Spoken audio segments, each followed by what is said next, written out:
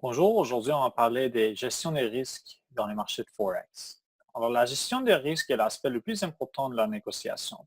Une mauvaise gestion des risques peut conduire à la destruction du capital dans votre compte de trading, donc vous laissant avec peu ou rien au commerce.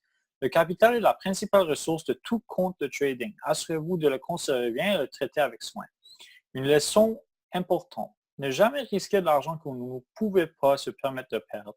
Le bilan psychologique vous impacte sur le commerce pendant que vous et le rend plus difficile pour vous. OK? Une perte d'arrêt est importante et doit toujours être placée en fonction de la structure du marché et non par seulement un nombre fixe de pimpins chaque fois que vous placez un commerce. Arrêter les pertes sont importants, juste parce que signifie donc de cesser de pas ce que vous devriez être bouleversé. Lorsque derrière un niveau approprié de la structure, les pertes d'arrêt sont généralement sans danger.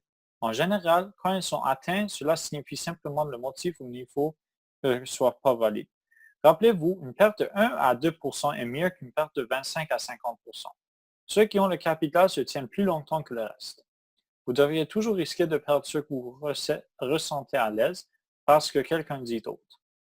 Si un modèle a une chance de 85 de gagner, ce qui vous empêche de risquer plus de 1 c'est un jeu de probabilité à la fin de la journée et que vous voulez faire de commerce avec le hasard. Lorsque vous avez une grande chance de gagner, vous devriez chercher à risquer plus en fonction de votre plan de trading.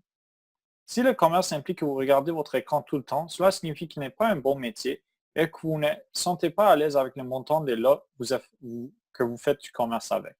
Nous mettons un défi de commerce avec moins nombreux de voir combien plus confortable votre trading sera mentalement et physiquement.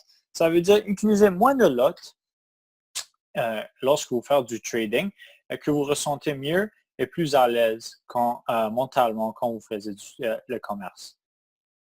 Ce que nous mettons au défi de ne pas faire est de couvrir votre métier. Il est presque impossible de le faire avec des spreads élevés, des commissions et de l'imprévisibilité du marché. OK? Euh, Ce n'est pas une bonne idée à cause que vous auriez toujours un trade, un commerce qui sera en profit et un commerce qui sera en drawdown. OK? À la fin de la journée, on ne sait jamais quand le marché va tourner. On a juste une idée. Alors, c'est vraiment difficile avec les spreads et tout et les commissions. C'est beaucoup plus facile de perdre d'argent en achetant et en vendant au même prix que de juste prendre une position dans une direction. Avant de commencer le commerce, il est important de noter dans votre plan commercial combien d'argent vous risquerez sur chaque transaction.